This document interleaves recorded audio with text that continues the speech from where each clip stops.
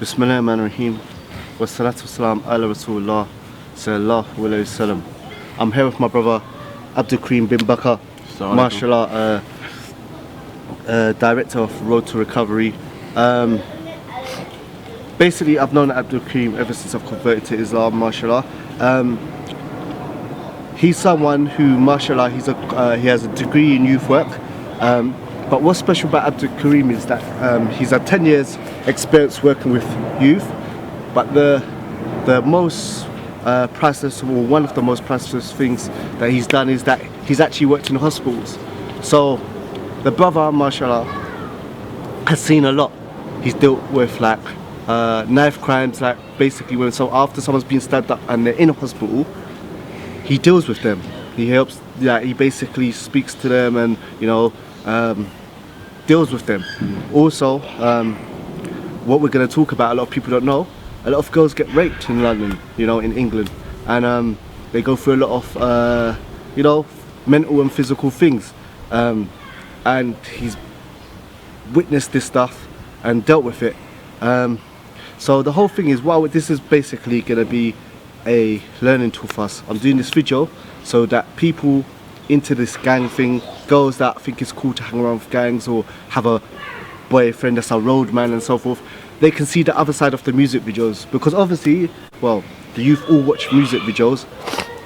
They see the cars, they see the guns, they see the nightclubs, they see the beautiful side of everything, yeah? But you never see the bad side. You don't see, okay, there's gangs, there's people shooting at each other, there's postcodes, but you don't see after someone gets stabbed, like Abdul Kareem has told me about. For example, in a hospital, sometimes people get stabbed and they have to have a bag to go toilet with and go wee with. You don't see that. You don't see a girl that after she's been gang raped, the effect of it. You just see her hanging around with the guys in the videos, holding a gun, like punching up someone from another gang. So what we're gonna do, we're gonna take the makeup, of the music videos of the movies, the hood movies and stuff, and Abdul Kareem's gonna do most of the speaking.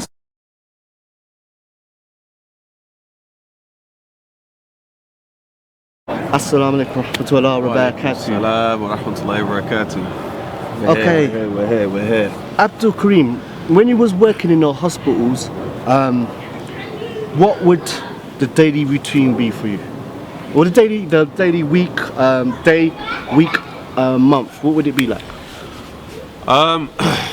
What it like in hospitals is depending on the time I started. So if I was in the hospital at around 7:30 in the morning, then that would be me walking into the hospital. I might do one of two things. Historically, what I would do is I used to get the information of who was referred to us on my mobile. So I'll check my mobile phone and I'll see we've got 5 or 6 people come in, stab wounds. A day? Yeah, day, sometimes 1 or 2, 3, 4, 5. But I'll check who's in on my phone, walk into the hospital, set up my stuff, just get yourself ready, make a hot drink, because with this type of work you have to be mentally prepared. Yeah. It's not like you can just walk in straight in because you don't know what you're going to see, you don't know what you're going to hear, so you have to kind of prep yourself.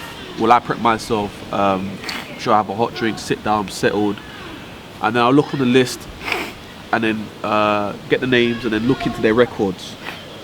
So what that might look like is, I don't know, Abdul Rahman, Abdul Rahman Smith might be 17 years old. You might just say AR Smith, no, ARS, it will have like a number, 17 stabbed. That's all it will say. So I would know that we've got a 7-year-old stabbed, but I don't know anything else. So this is where I will go into detail, like, okay, what about who is AR Smith, Abdul Rahman Smith? Okay, he's from this particular area. Okay, so he's been stabbed before because he'd be on his records. Okay, he's got mental health. Okay, he's in social care. Okay, he's got, severe learning needs which may put him at risk. Oh, he's a special case. So the whole of the borough, Lambeth. So you get detailed information about him from them? Detailed information about the individual in order that we can make a proper assessment. Yeah, so that's part one. Or sometimes we have very little because it might be the first time the person's been, in a situation like this. So they may be stabbed, they may be shot, but it's the first time. They might be just a normal person. Anything they've come to hospital for is an asthma attack. Oi, stop. So yeah, so that's what I'll do. You know, assess the situation. Then I'll go into a trauma meeting with the other nurses and doctors and all. So basically, there'll be like a team collective meeting with everybody to find out who's in the hospital, who's going where, who's on the floor, and then after all that's been done. Is this after A&E that you deal with them? It depends. So that's like if I go in, as I said, for 7:30 in the morning, that's my process. That was the process 9 times out of 10. But what would happen is, after all of the admin stuff is done, I'm going on the wards and I'm seeing man, sometimes waking man out. I don't like to, but waking people out of their sleep and beginning up that in-depth conversation around what led them to their stabbing. And a lot of times it's complex. Sometimes it's pretty straightforward.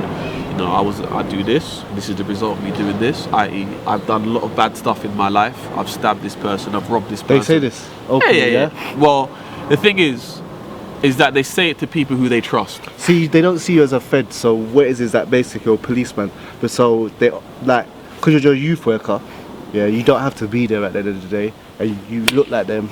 Yeah, they can relate to man. So it's a thing where a lot of so there's other teams like safeguarding, social services and all these people, when they come to engage, it's like this brick wall because there's a negative stereotype and they don't have the skill. Many of them, not all, many of them don't have the skill set to engage adolescents, teenagers or young adults.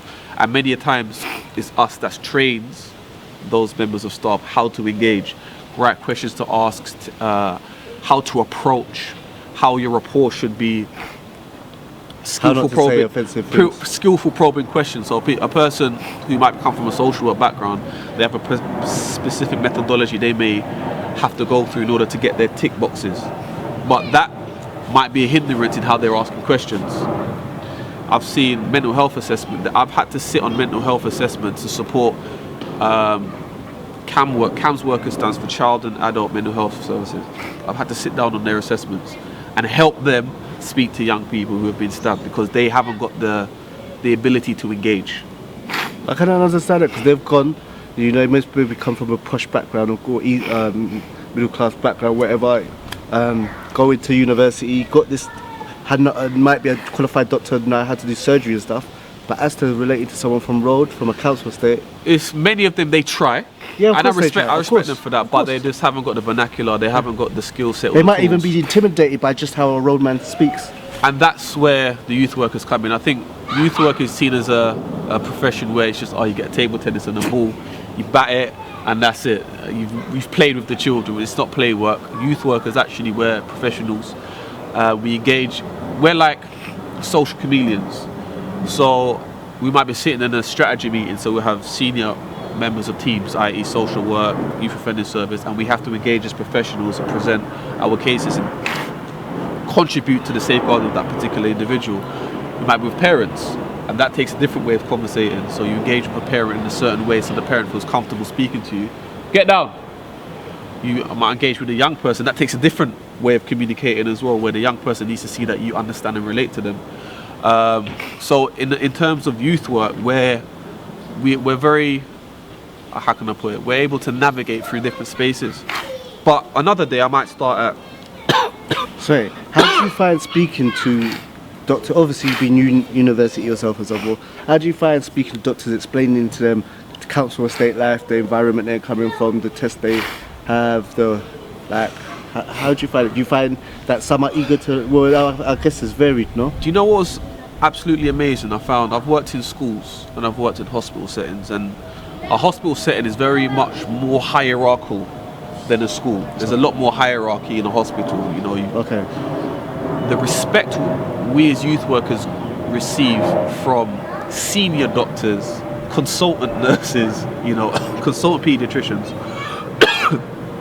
was amazing because they recognized that we added value to the service. Yeah, we were youth workers add values. We communicate and engage in a way that they can't. You progress where they couldn't. They have their tool set, which is unique and valuable, and we have our tool sets, which is unique and valuable, and they both work very well together. So I found that doctors, junior doctors, some of them were a bit stuck up, like, you know, I don't get this youth work thing. And then it takes a little bit of us exerting our authority upon them for them to recognise we are a valued member of the team. When they say we don't get it, because they feel they just come to Yeah, heal or the you just- person, and that's it. As I said, that's why I said junior doctors, because they're learning the game. Okay.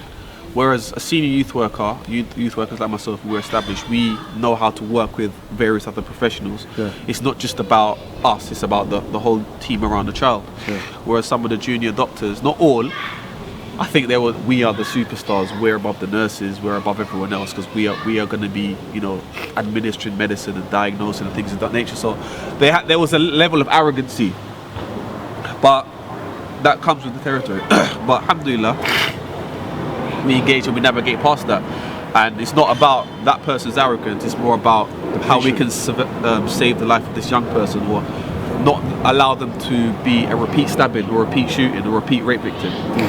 So alhamdulillah, I mean, with every space you're going to get challenges, but that was minuscule. I mean, there are other major challenges that we'll see, like repeat he's alright, repeat stabbings, and things of that nature, young people who are severely at risk. So for me, a little bit of arrogance, was Occupational hazard. yeah, it's not as easy to handle.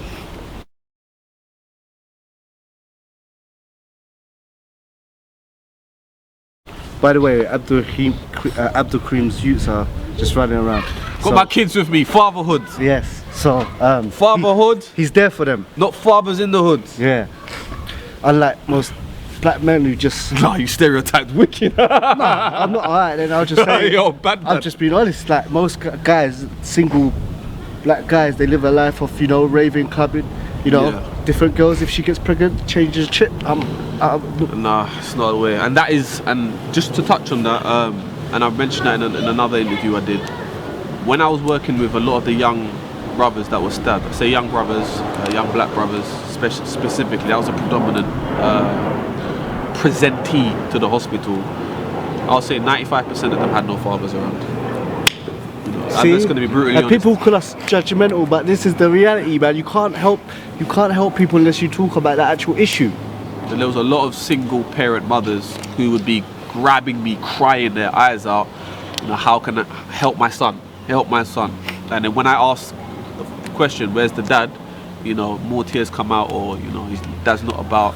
So that in itself is a tragedy, and it needs to be addressed. And I think it's the elephant in the room for a lot of spaces, where a lot of men don't want to take responsibility for their children, irrespective if you're with The person or not. you're the mother of your child. Be there for your children, take them out, as you say, tell them I love you. Like a lot of youths, that's one of their biggest things which allows them to just go off track. Their dad's gone, but no direction. I think a lot of these guys, like you're saying, who you end up in the hospital that you dealt with, I think that if they had a role model, a father who they saw going in and out of working every day, owned something like a shop, yeah, or had a positive role model, whether it be a plumber, whether it be IT consultant, whether it be, I don't know, a shop owner. I think if they saw what it's like to be a man, yeah, or like for example, if a son has a father who owns a shop, yeah, before he goes and burgles and does smash and grab or do that, if he's been up in the morning fixing the shelves, doing this, that and the other, helping out with building the shop, making the shop look nice, yeah, he's worked, he knows that. It's like, I mean, there's two things here. Number one, not necessarily the father, but a father figure, I think is very important. So whether it's a stepdad, whether it's an uncle, an older brother, just an older, responsible man. I mean, it should be the father, but sometimes fathers pass away, incarcerated, sometimes they have to travel, whatever the narrative. But so I always ask some of the women that I have to engage in terms of when I'm working with their sons, who are the positive male role models that this... Did you? Alright, Daddy's just talking, 1 minute. Just the army ants. Okay. The fathers, there needs to be a father figure, whether that's the brother, the uncle, the grandfather, the older brother, or look at, for example, The one that broke up the fight. yeah. And if you watch his interview on Steve Harvey, he shouts out to a brother from his masjid who showed him how to pick up a shovel. Yeah, that was beautiful. It was amazing, but that shows that he had a positive male figure when in the absence of his father figure. He said the man before he died, yeah, his father that was shot or killed, Yeah. and that when he started going to the masjid, there was a man, an elder there, and they shafat them together. Yeah. And he said before he passed away, he made sure that I could work with my hand and I could earn a living. That was beautiful. So there's an old saying, give a man a fish he eats for the day, teach a man how to fish he eats for a lifetime. And you know, there's an African proverb that, you know, we beat as youth workers and community workers, we beat on about, but it really makes sense why it went viral, which is it takes a village to raise a child. So that brother, And what's the other saying? If they don't feel the love from the village, if they're not inducted Really into don't. the village, they'll burn it down to feel its warmth. His father wasn't about. He went into a space which is like a village, the mosque, his faith space, and there was an older man there who took the responsibility to show this younger man how to move as a man, what masculinity is. yeah.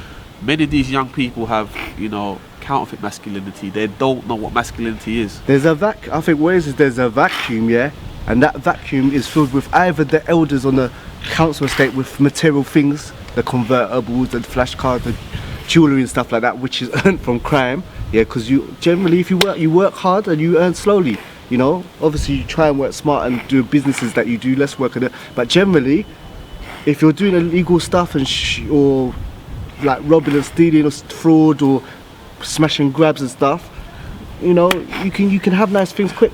And a lot of the young people I will see 14, 15-year-olds, 16-year-olds, fresh trainers, you know, £150 tracksuits, you know what I mean? They'll have like, you know, Aqua Masters on, like they're 15 years old. You know what I mean? That's the first thing I'll clock. I'll look at the trainers, look at the tracksuit, I'll assess their whole outfit. And I'll be like, okay, yeah, I make an assumption, but I don't jump to conclusions. And through conversation, it comes out, yeah, I trap, sell drugs, or you know what? The way I get my money, I rob. Like, I get those testimonials, or as we call it in youth work, we get those disclosures. And it's for me to deter the young person away from that lifestyle as best as possible.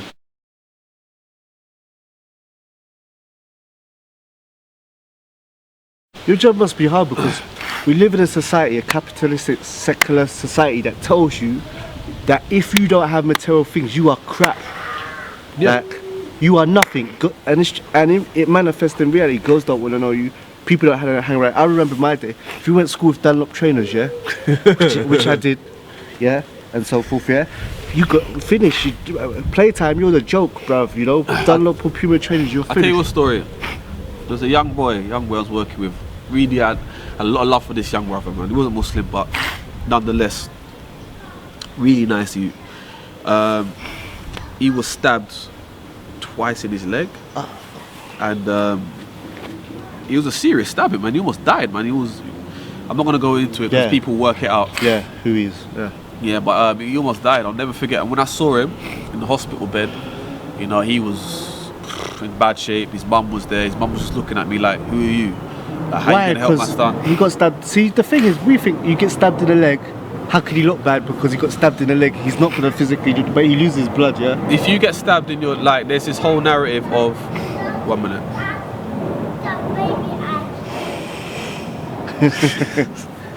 So there's this whole narrative of if I stab someone in the leg, it'll be alright. It's just to show them, you know, that we mean business, or just a warning, or whatever it is. Like, let them know that we're not idiots. So you're gonna hold a little poking. But the narrative is there's no safe place to stab, nowhere in the body, and especially the leg, because if you hit one of the arteries, you can hemorrhage and you can die. It's just that simple. But One artery, of the- let people know what artery is because some people don't know. What one of the major veins going through, you know, your body. Now, the most notorious case in terms of, you know, knife violence was a young man being stabbed in the leg, which was, you know, Damilola Taylor with Beckham. He was stabbed in his leg, and Wow. he died. So there's no safe place to stab. But anyway, this young man, he was stabbed in his leg, and subhanallah, like, he was bad. It was bad. One of the worst stabbings I've seen in the leg. Cut a long story short, he sells drugs. You know, he's got, you know, a lot of assault charges, GBH, you know. Nice kid, like, you sit down with him, you can catch never think- mad joke. Like, he's a nice kid when he's away from his group. And he's openly admits, he says, my group I grew up with them. They're my boys. That's my family. I've known them since primary school. So of course I'm gonna be with them. If something goes down, of course I'm gonna back them. So, and his thing was, after his stabbing, he just said, "Rah, Karim, this is long. Get me out of my area. Help me out. I need to get out. I will change my life." Like the stabbing, him being in the hospital for about 2 months was like, this is long. I don't want this. Like I almost died. You know, like that. So Why did he lost a lot of blood? What happened to him physically after he got stabbed? lost a lot of blood. He was immobile. Couldn't walk. He had nerve damage. You know what I mean? All of that stuff.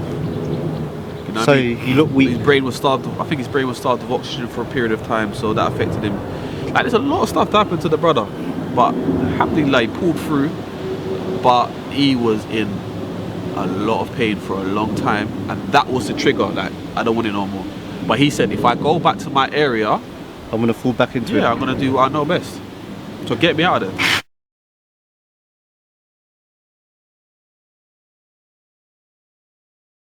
Anyway, what I was going to say to you, yeah, I want you to explain, because there's most probably guys walking around them just carrying knives because they say for protection or whatever, or they're watching this now, maybe smoke a spliff, listen to tunes, whatever, yeah, and they're in a gang, yeah.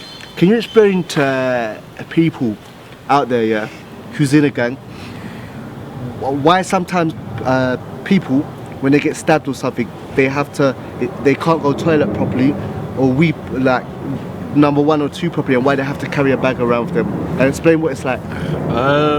Because you've seen this many times, haven't you? So, I mean, we live in very tricky times now. So, young people, if they don't carry knives, then they're gonna get caught slipping. I understand that whole psychology now. We live in very, very slippery times for young people, and that's why many of them, you know, carry knives, carry guns, and things of that nature. And I don't necessarily agree with it, but what I do understand is they have to protect themselves.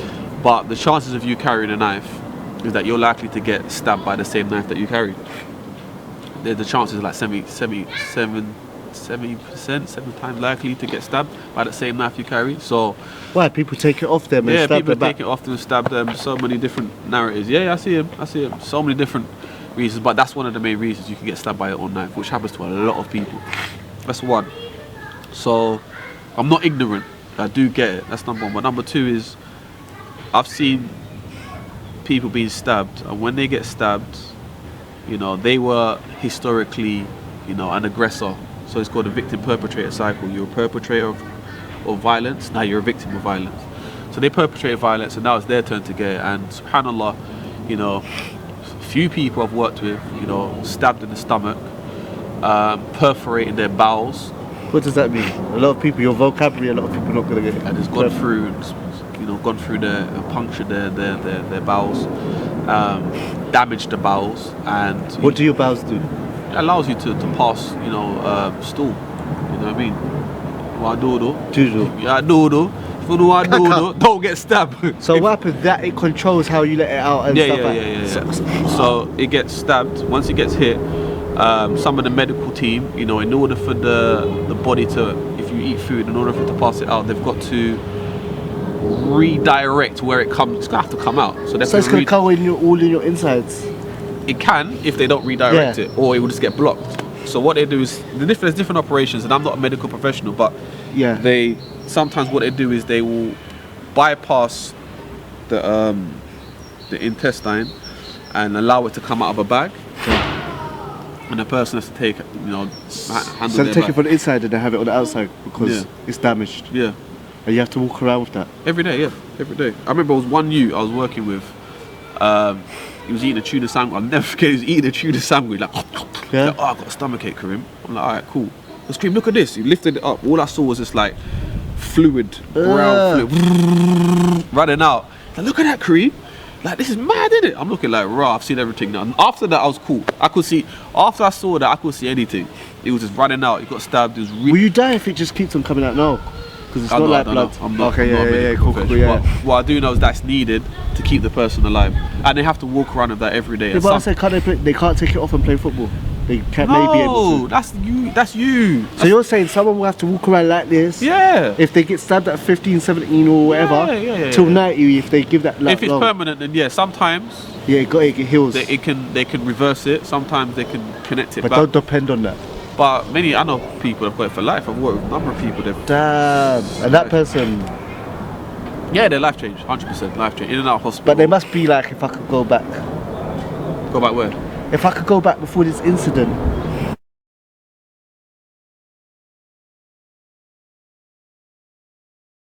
You know what the worst thing is, Hussein? Some of them who I've worked with are pure victims. So you got some people who are intent on violence will see a young person be like, you know what? They like, Just because you're from that side, I'm just gonna wet you up. yeah. Budo. That's it. So so for me, it's about this, the mindset. What is that individual there? What is their mindset about? Why do you like enjoy hurting people? Two things. Number one, stripes. People will die for stripes. We see it in every institution. People want to be recognised. You go to university, you work hard, you get your degree. Like the army. You stand up. So I was going to the army. You get your medals. You get your badge of honour. The roads has the same sort of concept and narrative. So True, go in prison.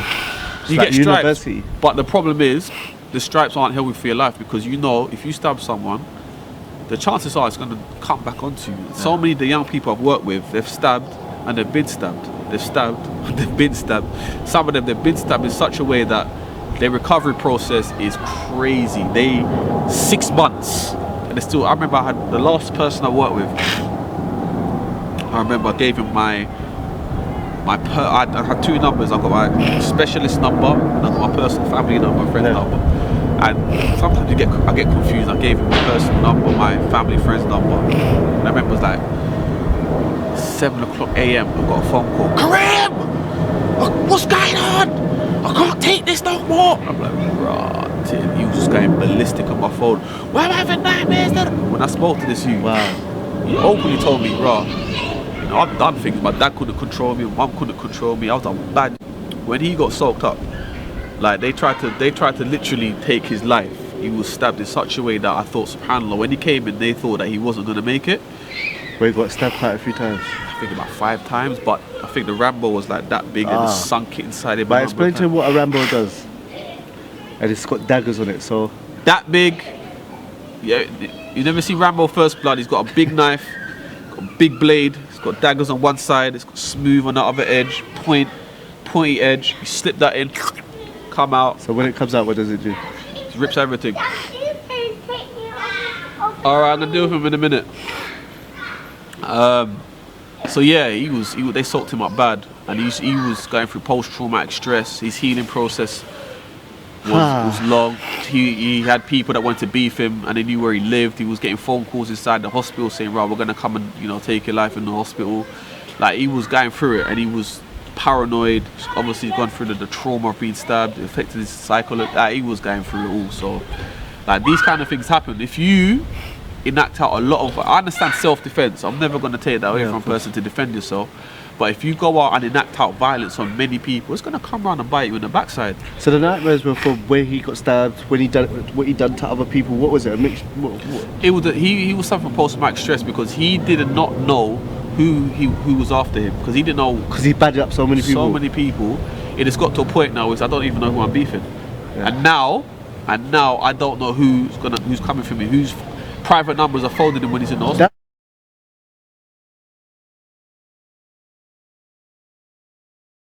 That's why, obviously as Muslims we don't go carnival, but there's always going to be people. Someone's always going to get shot or stabbed because people are bad. I've worked with someone from Carnival. Like I worked with someone who was like, he didn't know. He went there with his man there, about 3 man up. He said he used to do as Muslims we don't go kind of music, there's nakedness, all the things, the chatting up, all that stuff. Muslims we're not supposed to. Obviously there's Muslims there, but the point is that someone is always going to get. People get shut down at Carnival. People are definitely going to get shot and stab up at Carnival because the gangs are having their beef all year round, and everyone is going to go Carnival. No one's not going to go. So when these gangs from all over just like meet up, someone's getting stabbed. And that goes into the culture for me, which is I always bang on about this, and I'm gonna kind of hone it in on specifically the black community. our culture promotes our self-destruction. We are the only people that dance and party to our own demise. Only people. You go through, Europeans, and we look for, songs that celebrate the demise of other Europeans killing themselves, and think we don't see it.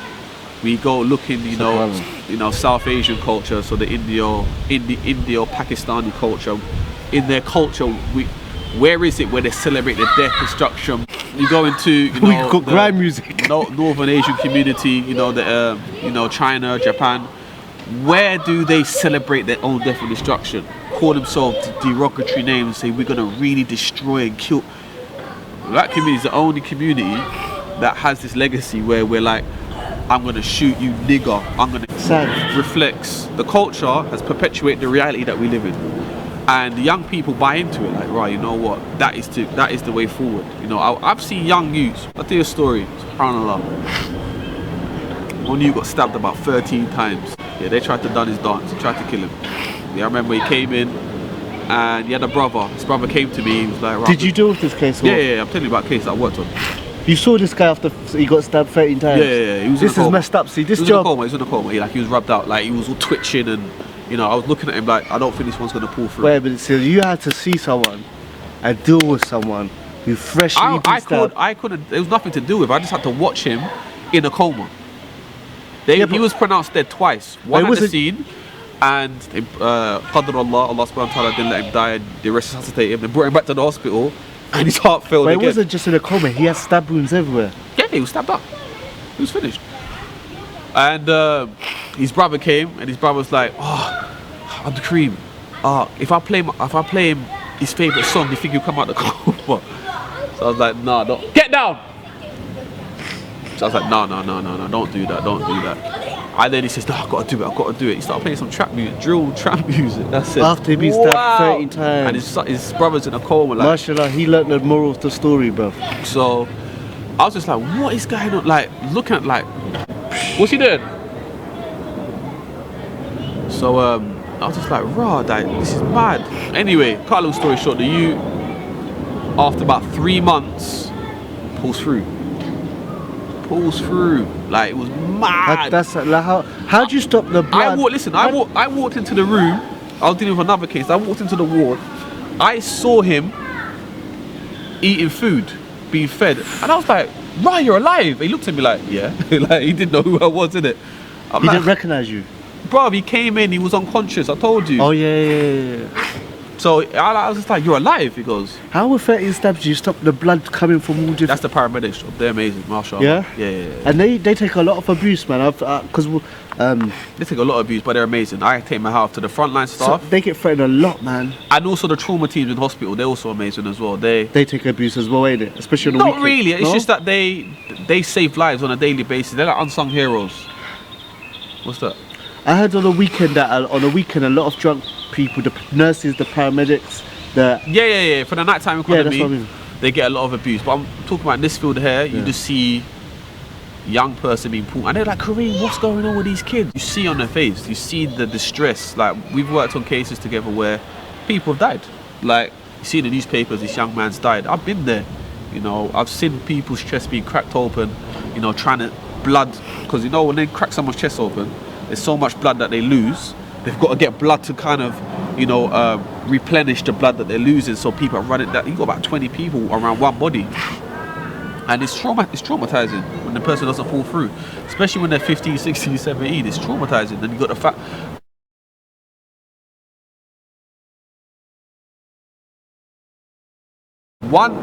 And this is for you guys to digest. I remember one time, a young man, he didn't make it. I was with the family, I introduced myself, I was like, I'm going to be working with your son when he pulls through, and We built a good You said when relationship. he pulls through. Yeah. You have to be optimistic in those circumstances, otherwise it's going to bring doom in the room.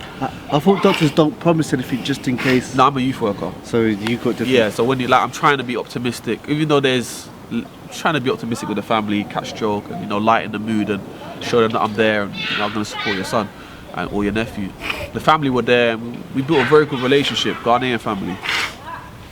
And I was talking about, you know, Mike's trip to Africa, and they were telling me, yeah, you gotta go to Ghana, and then so it was laugh and jokes, and you know, everyone was in, you know, some sort of high spirits considering the circumstances. And I went into the ward, and they were just trying to save this guy's life. Family didn't know what was going on. They were working overtime trying to save his life, and they were like, nope, and pronounced him dead. And then the hardest part of that was I was there, and I was like, raw, I'm not breaking no news. That's not my role. I am not breaking no news.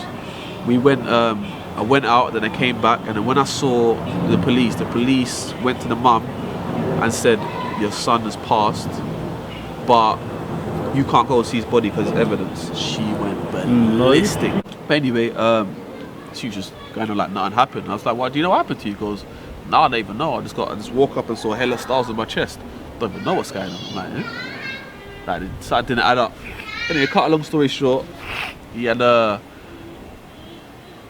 can't remember the terminology. Amnesia.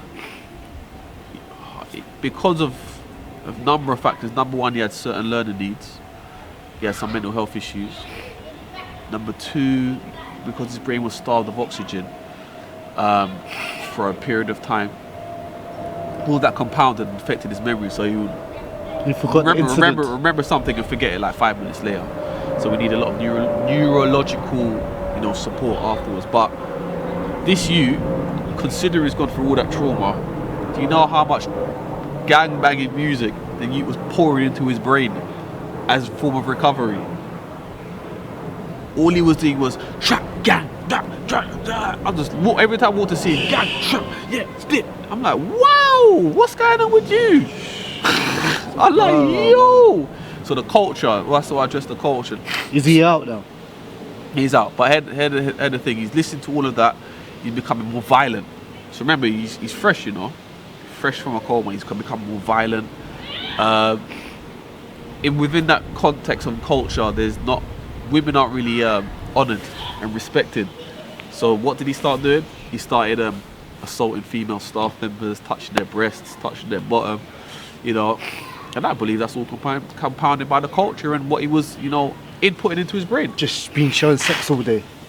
Sexual drugs and violence, and then he's got raw and go bun weed. Every negative behaviour that was out there, he was into it. And this is why I say the culture, whether it's, you know, we can't pick and choose what we want to do. If we want to eradicate or we want to reduce serious youth violence, we can't say, okay, but let's allow those artists just to do their thing, because it all contributes. Yeah, that's what But some people don't want to hear that. You see an artist do well, they're winning Bobo Awards, they're going on tour, they're out the hood. No problem. I don't get why the person's getting a award for just talking about killing and shotting and stabbing and, you know. Because there's no standards no more. But people are trying to say it's just music. That's the worst thing. And you know, because you ain't always been practicing, I ain't always been practicing.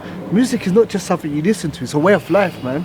It affects the way you walk, the way you talk. I see it like this. Everything. Within the black community specifically, yeah, there's this concept of masculinity where I have to be what I say I'm about. So and I mentioned this before in another interview, Keanu Reeves, for example, he goes into the movie set, puts on a long jacket, you know, 25 machine guns, dodging bullets. All right, cool, we know it's fantasy. He goes back to Hollywood or wherever he is. He's a normal guy. We don't expect him to be a bad man. But within our community, it's like, we have to be about it. Yeah. We have, whether it's if it's fantasy, I'm not going to say it's cool, but I understand science fiction. Okay, you're a science fiction bad man, but it's not that. Yeah. You have to be the bad man. I think as well, beats and stuff, yeah, because obviously it's the lyrics, but I think also the beats, they make you feel a certain way. I remember when I was practicing and stuff like that, when I drive, listening to certain Tupac tunes and this, that, and the other, and stuff like that, you're ready. If someone cuts you, whether you're there in the wrong or you're in the wrong, it doesn't matter. There's certain beats, yeah?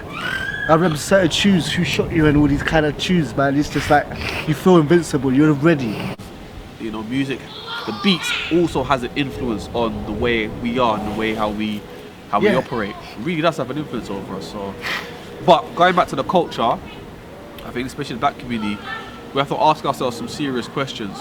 What do we want? If we want to reduce violence in our community, in all types of violence, because serious youth violence, which we're talking about, is a symptom of community violence. So there's domestic violence, sexual violence, you know, there's political violence. Serious youth violence is just one aspect, one stem of community violence. Yeah.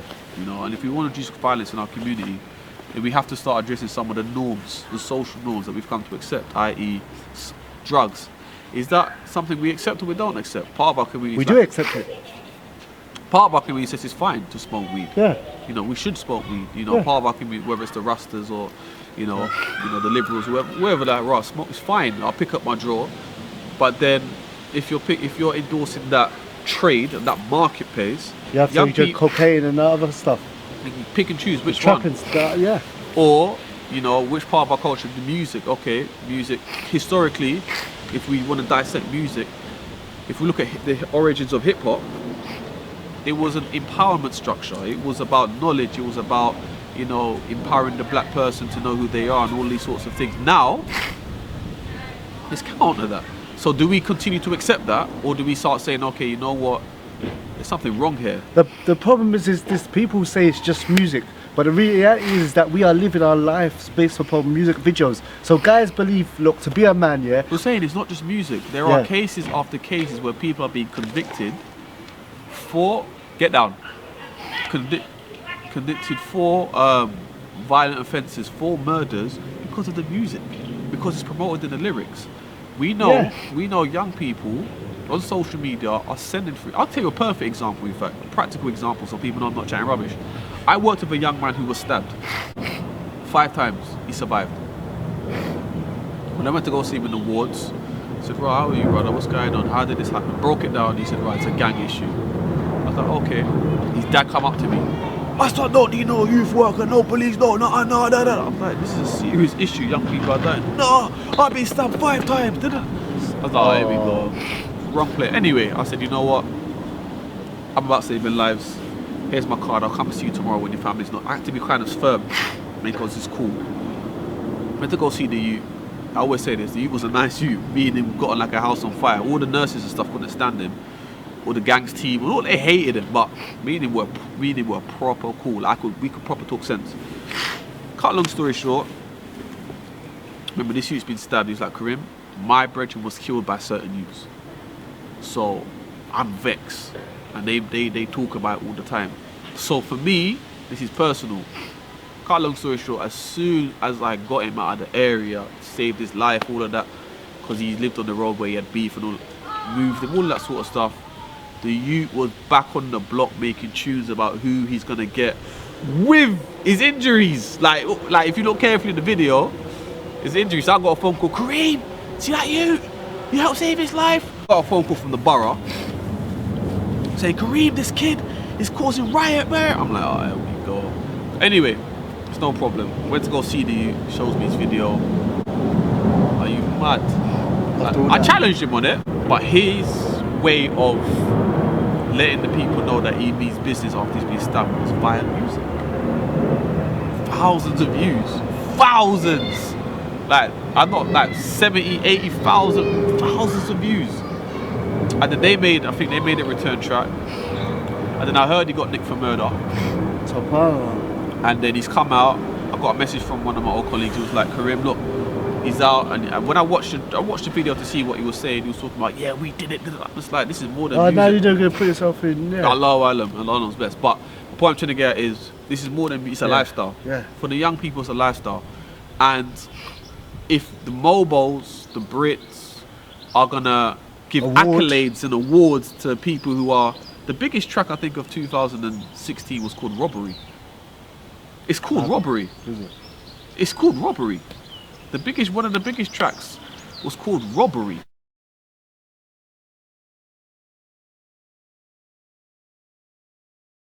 And this is what I don't like, yeah. A lot of probation people, to get people out of gang and stuff, they push people towards music, yeah.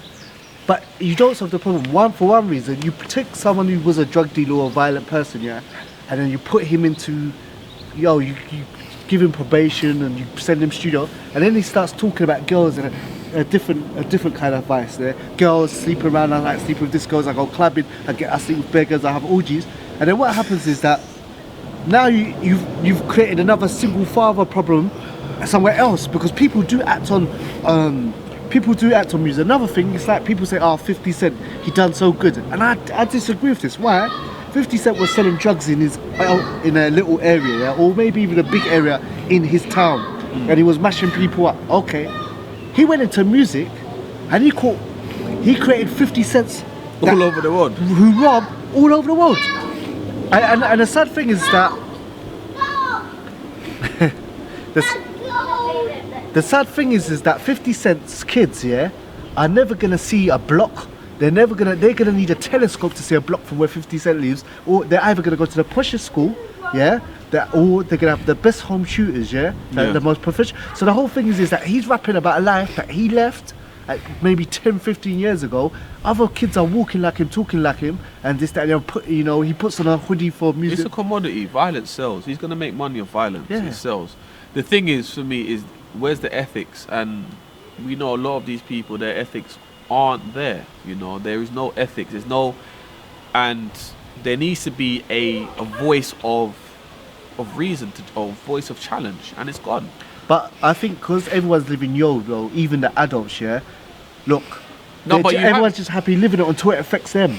So what happens? Guys are told just get girls, get nice cars. It doesn't matter how you get it. Get material things, live your life, sleep around, go clubbing every week. Impregnate girls. There's nothing. Girls are told, look, you don't need to get no qualifications. You don't need to do nothing. Yeah, you don't need to be a good mother. All you need to do is look sexy on Instagram. You know, and say turn man's head when you're walking down the street. Get some rich, I don't know, trapper or this, that, and the other. And then you've made it. So the whole thing is, as long as it's working for people, they don't believe in a day of judgment. They don't believe in hellfire, paradise as we. You know what? Some do.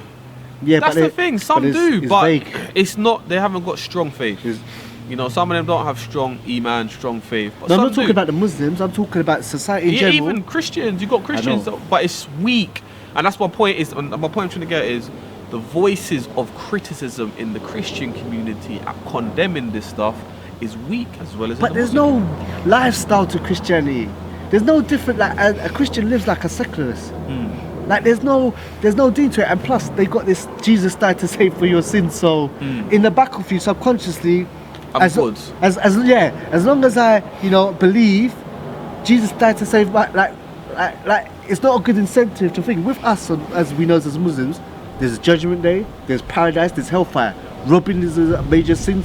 Sleeping around is a major sin. You know what I'm saying? I think that is in Christianity, but it's not pushed. What is needed is two things, which the wider community I don't see. I see it a lot in the Muslim community.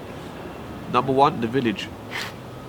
That space where you can tap into to say, right, that's how I'm supposed to be, His village is the Muslim community. He has the elder brothers to teach him how to earn and whatnot.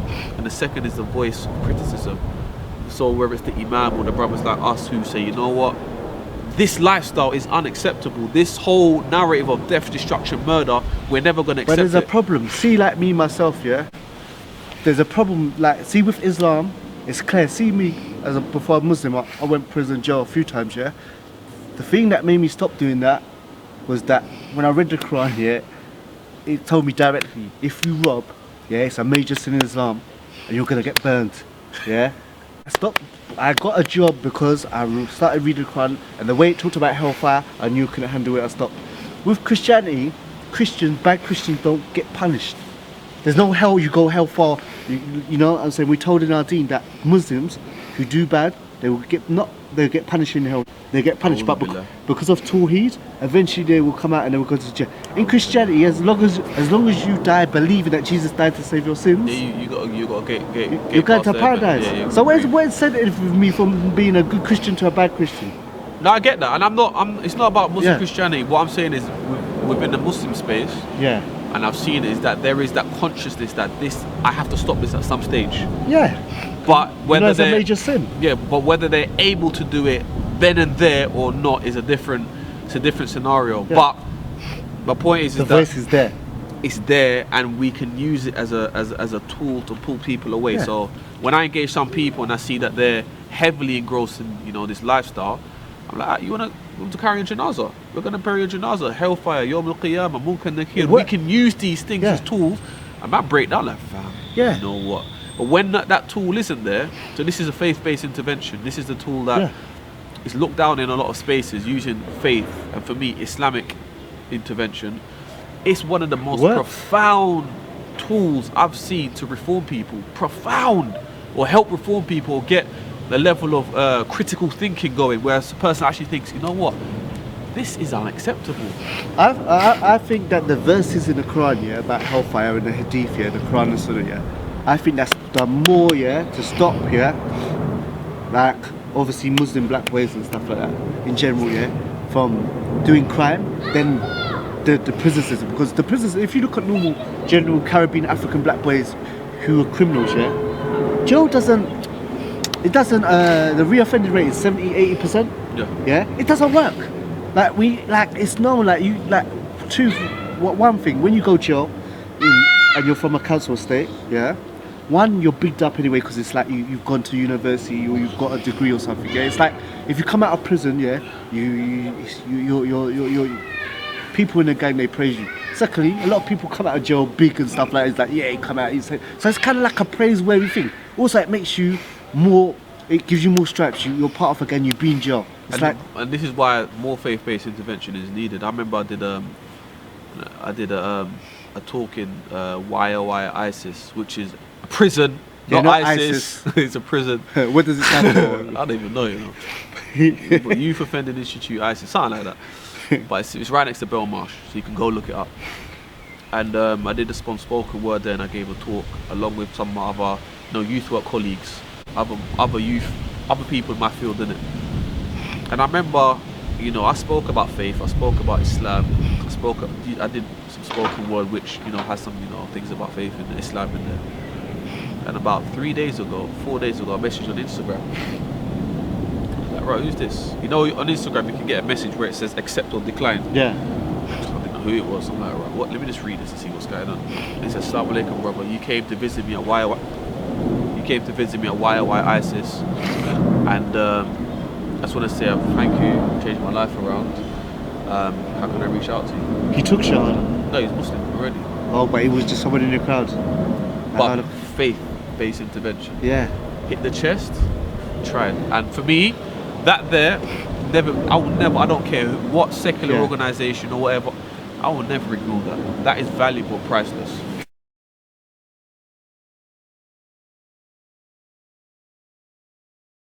To be honest, logically,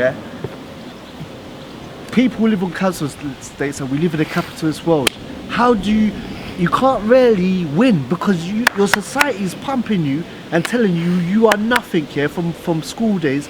You are nothing here as a man unless you have material things. Like literally, this is what society tells you. Look at the 2011 riots. Yeah, a perfect example where, not that I agree in uprising and rebellions and revolts, but there was an oppression that took place with Mark Duggan's family, where the police did not act as they were supposed to act and inform the family about what's happened to the son. Yeah. Concerned community members, blah, blah, blah, blah, blah. So within Tottenham, the riot was, in a sense, for him. Community anger. We understand that.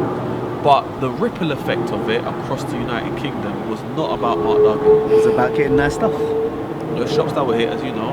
If I weren't Muslim, I would be getting the latest PlayStation, Xbox, TV, plasma. Listen, I got about 10 messages that day of BB. Abdul Kareem. My youth work, my life, my deed was at the test that day. Like, Abdul Kareem. Yeah. We're gonna hit the belly. We're riding. One of my closest brothers, he hit me up hard. He was like, let's go tonight. We're riding out. Off the Brixton Splash. I'm looking at my BB like, nah. If I were actually, it was Ramadan, I'll never forget. Me and one of my good brothers were praying Tarawih. This brother's, it's about that life, but he's reformed, alhamdulillah. Praying Tarawih together. We've left, walking Brixton was foggy. Bare smoke. I'm like, rah. The brother's like, grab my arm. He's like, we're gone. He just dragged me in his car, and we was gone. When I checked out what was going on, people were in curries, they were getting vans, they were van. JD Sports, Foot Locker was burnt down. But that's YOLO. But what's this? WH Smith was untouched. A place that sells books. It's untouched. And that goes to show that capitalism drives our young people. So when they're out there chasing the money, the girls, the fast cars, you can't blame them because As a person who I want everyone who watches this to research, the most influential man of the 20th century. You probably never heard of his name, but this man has influenced you, and you. His name's Edward Bernays. He's the nephew of Freud. He's the nephew of Sigmund Freud. Philosopher. Psychotherapist and the father of public relations. And he used media to manipulate the masses, i.e., I'll give you a perfect example. So I want you guys to think about this. I want you guys watching this to think about this. It's going to be a bit long-winded, but I want you to understand how we as a society are generally manipulated. This is a man who says the general people are stupid and it needs only us, the small elite, to make you think that you're got your own consent and your own free this will. like But where verbatim? huh? Is this like verbatim? What do you... So watch this. Yeah. Remember, this is a man that calls you and me Hussein stupid. His name's Edward Bernays. You can research him. He has a model and system, a model of running society called engineering consent. Oh, Norm Chomsky. Yeah. Chomsky breaks it down. Engineering consent. I didn't know you G. know about Chomsky. May I like it? And Finkelstein and them, man. Rah, Hussein's got some levels out here, you know. But yeah, so Edward Bernays, yeah. Listen to this, and this is why I believe that the culture, attacking the culture, you reduce violence. The tobacco companies had a dilemma. I think it's the 1950s or 60s. I can't remember the actual date. They had a dilemma. Half the population in America did not smoke. Do you know what half that was? The women. The culture in that space was that we are women, we do not smoke. That's for men, you can do that, we're feminine, we're this, we're that. We do not smoke. No problem. The tobacco company's like, we could double our profits in an instant if we got women to smoke. That's their thinking. We don't care about health, we just want to double our profits. So they went to Edward Bernays and they said, help us, you're a man, you know how to manipulate society. How can you get us to get women to smoke? So leave it with me. Edward Bernays went to his, psychotherapist friends and thought, got some ideas. What is cigarettes and how can we get women to smoke? So Edward Bernays, being the man that he is, master manipulator, was like, okay, cool. So there was a big event that took place, that was taking place where, I don't know, some big rally kind of event. A lot of press was there, and Edward Bernays is a media man. So we hired some debutants, rich, women who, he could just pay them to do it. When he hired about, 200-300 of them, brought them to this event, yeah? Situated them in the event at key spaces. And he said, before that, when I give the signal, every one of you pull out your cigarettes and start smoking. So he gave the signal. Remember, there's thousands of people there, the press is there, all these women pull out their cigarettes and start smoking. Now, this was at the time of the suffragettes, the women's rights movement. So all these women are smoking cigarettes now. The cameras are like, what the heck? Taking pictures. And Edward Bernays manipulated the title, Women Lighting Their Torches of Freedom. Oh. Anybody who knows what that stands for, this man is a genius. Torches of freedom, and women lighting their torches of freedom. No? What's that? In Statue of Liberty. Yes. So automatically it was linked to liberation, linked to... And the feminists jumped on it. What? Women lighting their torches of freedom, cigarettes, torches of freedom. Oh, he linked it to something in the hearts of America, and the women, and the feminists were around at that time, and they were popular against the women, so the feminists backed it. And then the media jumped to it like, wow, this is amazing. They started putting it in films. Now they just get Beyonce on a Pepsi can. But watch this. Not Pepsi. I don't. Now they just get cut. I don't want to know street or sued by Pepsi. But yeah. But watch this. What's up? Now they just get Beyonce or Rihanna on a fizzy drink can or. But so the point is, that's how they manipulate society, public consent. Now women smoke. It's not a big deal. Nothing. It's in film. Like they made it so normal. It's just like, wow. Now the tobacco companies have what? Double their profits. That's how society works. So you, my brother or my sister who's out there with the knife, with the gun, yes, you're going through some stuff where your life may be at risk and whatever not. But these courses are set. The way how these people engineer society is not a mistake. That is you from Bricky, Peckham, Halsden, Tottenham. Handsworth, Hockley, where Moss Side, it's you that live like this. It's no mistake. Things are engineered this way. Social engineering. So exactly that. So you have to kind of understand the narrative of what's happening. I urge everyone to watch the documentary, The Century of Self, so you understand how this works. Because it wasn't just used to get women to smoke. This was used to get people to vote in certain spaces. It's used to manipulate people into poverty. It's used to go into war. So engineering public thought, yeah, especially people in the black community, we're easy manipulated because we love culture, we love music, we love film, entertainment, and that's the way they get us. So And it's not just music, because you think And education. If you think it didn't work, why would they pay Beyonce to advertise this fizzy drink or that fizzy drink if it didn't work? what's that girl's name? Kylie Miley Cyrus. No, or, Kylie Jenner, I think it was. I'll say her name, whatever it is. Yeah. One of them women there, and they had the whole. It was a play on, the whole social uproar we have now in America, and they gave her a Pepsi can and she gave it to the police, and she was supposed to be representing the black woman that stood in front of the police. Basically, what they were doing is capitalizing off, the whole social uproar kind of stuff. Point is, I'm trying to get at is that you might not think it, but these people are experts in engineering consent. And So what they does- make you think explain that engineering. they manufacture it. They make you think that you are thinking what you're doing is your own choice. Yeah. Watch The Century of Self, Adam Curtis documentary, revolutionary, and it'll get you to understand how things are in terms of how the media is used as a tool for social control and social engineering. Think about it. Engineering consent. They engineer you to say, yes, I want to do this.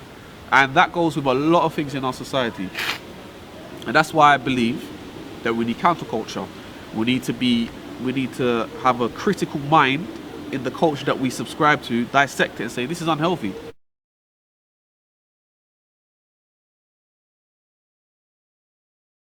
This is why I believe Islam is better than all the youth probation, all these different services. The reason why I say this is because with these probation things, like I said, they take one problem like a gangbanger and they put him, into they create. Forget probation. Probation hardly do anything. You just sign on and got. Well, I get youth you. service, Yeah, youth yeah. service, yeah. So what they do, they take a gangbang, get him out of gangbang, and they make him become a music artist, sing something like funk song or something, yeah? And then create bare baby fathers, single mothers and stuff like that, yeah.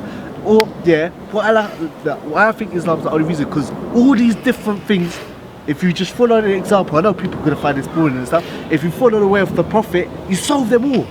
Like many people become Muslim because of something called Tawheed, because Islam is the only religion that says don't worship a man, a statue, an animal, or animal. Like there's many religions out there. They all tell you to do good, help the poor, help the elderly, help the homeless. But when you look into them, you'll find that God either is a man, or God is a woman, or God is a statue, or God gets hungry. If he doesn't become a man or a woman or a cow, It's confusion. God gets hungry. Okay, So much now confusion. most people like myself, I became Muslim not because I wanted to give up smoking weed and drinking and crime and stuff. I didn't become Muslim. I came it because it's the only religion that singles out God for worship. Through following the way of the Prophet and his companions and so forth, like I started doing serving. I stopped smoking. I stopped drinking. I stopped doing crime. Like all these areas, whether it be music, I don't listen to any music at all. I don't listen to whether you want to call it pop, soul, whatever. I don't listen to nothing. I don't need to. Before I needed to, yeah? I don't smoke weed. I don't need it. Before I needed it, I needed it. If I didn't have it, I'll be irritated and so forth. But what Islam does is that when you follow the way of the Prophet, you're truly independent. I don't have to listen to music or I'm going to be, I don't have to smoke weed or I'm going to be unhappy. And what is that, well, I would just say that's London alone, yeah? Or England alone, yeah? Where else will you find, a young person, 21, who used to be robbing, stealing, this, that and the other, stop robbing and stealing, got married, working, sorted out his Islam makes you get education, it makes you work, it makes you not swear, so all these things. When you practice Apply it. When you apply it, you know Muslims that rob and steal this, that and the other, but they will tell you blatantly it's wrong, But the whole thing is that if they apply it, I'm telling you, there's nothing, all these other different things, they might solve, okay, the person sleeps around, they might solve that, but he traps.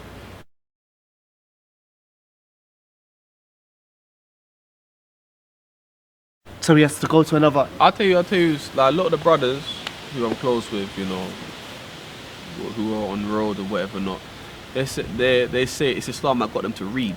Iqra, Subhanallah. the first commandment that the Yeah, I Prophet did- ﷺ got was read. Islam is the trigger for that. I mean, even myself, like, I remember, my sister bought me a book one time for my birthday, and We don't celebrate birthdays. I don't but- celebrate birthdays, but this was before Yeah. I started practicing, and I looked at this book like, are you taking it? I mean, I joke about What am I it till today. supposed to do? What am I supposed to do with this? Exactly, and I'm like, looked at If there's no it. pictures. It had a shark on it. I'm like, Wallahi, the only thing I used to read before I was Muslim What, was comics? Vibe. No, Vibe magazine I wrote and comics. Source, and they was That- looking at the pictures. Yeah, Ain't it? it's getting gas. But anyway, I remember, like, I started reading books, and then I had a bookshelf full of books. I'm just like, when I started practicing, Islam allowed me to read books, you and had then I to. heard this saying. I never heard it when I wasn't practicing. Heard it afterwards. If you want to hide something from a black man, I did put in a book. I said, Subhanallah, That's the look at that. Libby. The world looks at us that way. But look at that. And then, but the counter narrative was that I just started practicing, so I had to learn Tawheed, had to learn what the Sunnah was, had to, understand my Aqeedah and man. So I had to open books and read. And I just started. I remember the man them came to my Enjoyed it. bedroom one time, yeah, and they were like, "Rah, you got bare books. Like, what is going on?" I said, "I love reading." And when I went away to Africa for a bit. Ooh. It gets wild. Aye. Stand up. This is the one that always gets it. Come here.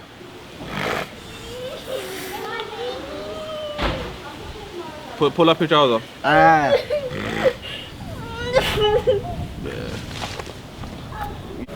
So Yeah, so they came around your house and they. and then like, right, you got loads of books, and it was also what happened was my vocabulary changed, because what was funny, not funny, but what the reality is that I'm reading books of doctors. Dr. Subhanallah. Salih Sadhan, Sheikh Uthaymeen, they're all doctors, they're all academics. So all the books that we're reading is of people with high Learned. intellect and learned people. So automatically your vocabulary expands, you broaden your horizons and all these sorts of things. So Islam in its totality allowed me and many brothers, we've done. Move out of the way, Kilo. Allowed many brothers, no, we stop. Allowed many brothers to Educate themselves. become educated. Malcolm X, for example, same kind of thing. So Islam in its Allah subhanahu wa ta'ala, he encourages us to read. Iqra bismi rabbika alladhi khalaq. It's amazing. The first thing that was revealed from the Quran. The first. Yeah, read words. the name of the Lord who created. Like, it's read. So simple. Things around, charity, know how good it is for your mental health and stuff like that. When you give sadaqah, when you give charity, it makes you feel good. You know that there's more, like, you have purpose, and there's more to, when you try to attain, you see many of these celebrities, they've got millions of pounds, but they're unhappy. But normal Abdullah, Muhammad, Yusuf, Aisha, Fatima, they might not have a lot, but they're giving. There's some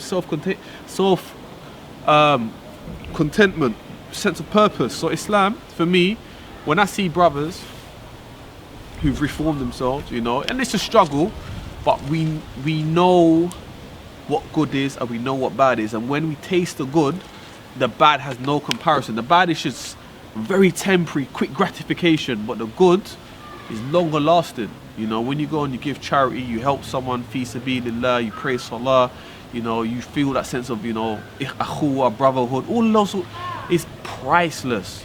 You can roll with the man them, but when you feel true akhuwa, where you are beefing the next man to pay the bill for food. Yeah. I've gone out with the man. feel You like go that. out with the man, and it's just like, oh yeah. Everyone buys their own food. But when you go out with brothers, the man will just, you get up and you're ready to pay, and it's already been paid for. Come on, man.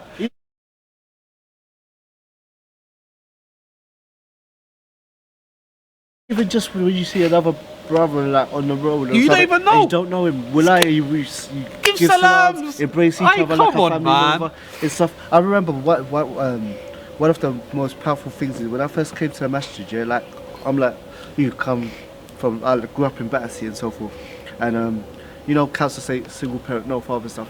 When I like first took shahada stuff, and I came to the masjid, it was the first time I saw grown men, yeah, like who worked, had families, and were good role models. Someone had, like, for example, brother has their own business, fixed washing machine. Another one's plumber. Another one sells mobile phones. It's the first time I saw a young black person, yeah, who was a good role model, yeah, and there was tons of them. The village. And the thing is, they took me underneath. That I went to be like the prophet, but the prophet and the companions are not around there. So these are the next thing after the scholars. These are the next part. These are people that are alive and you see them. Role models. It's straight role models. So the people and that's why. Sorry to cut in. That's why I say, when a lot of the youth, like I started trying to practice at 18. You know what I mean? Before that, you know, without saying too much, I didn't see men around. Yeah. I wasn't seeing men. Where were groups of men where I can say, right, that's a group of men? So like I said, is that the first time when I came around the masjid, the mosque, first time I saw young black men who were responsible, were married, yeah, had children, had businesses, were working people. Yeah, so it's like the first time I literally saw Rob, because all the elder black men that I saw around Battersea, Surrey Lane, you know, lived in Brixton for a little while, this, that, the other, they were criminals. The only ones that I saw successful, quote unquote, were criminals. So basically the people who had a convertible was someone who used to rob people, do smash and grabs, you know what I'm saying, burglars, drug dealers and stuff like that, you know. I lived in Wandsworth for a bit as well, you know. So the people in the state that had nice things were criminals. It was only when I came to the masjid where I saw the same people who looked exactly the same. Obviously they had beard, they was wearing the phobe that is that dressed, you know, their wives were dressed like, obviously Mary the Mother of Jesus, were wearing niqab and stuff like that. And I was like, wow. Like, I want to be like him. Like, I want to, you know what I'm saying? I want to be responsible. I want to work. I want to, you know. And it goes back to the whole village thing, the whole community, ummah, you know, the whole narrative of a collective group of people together, working together for common cause, for good. You're only going to get that. I mean, I remember I used to chill on the estate. When I used to chill on the estate with the man, them, all I would see was either people my age, Yeah. or a few elders, but the elders didn't really chill with man like that. Yeah. They were there for about an hour and a half, gone. They were doing their thing. So, man, I didn't really see a lot of men. And when I went to the masjid and I saw 15, 16, 17 men at a time sitting down together, and I'm the youngest of the batch, or there's about a few of us younger brothers, a lot of older men, I'm like, oh, so this is how men operate as a group. Does that make sense? So it's like, oh, one of them, they'll have this business or that. Same thing with you. I'm like, okay, so that's how men operate collectively. Now, the younger generation, they don't see that. And this is why I say to a lot of men, you know, if you live on a block or live on an estate, you need to be present. If you're a man and you live on that estate, you need to be out there, washing your car with other men and be seen, not to be the scene and just running down women and be seen to be doing positive things. Where that vision, that's not seen anymore.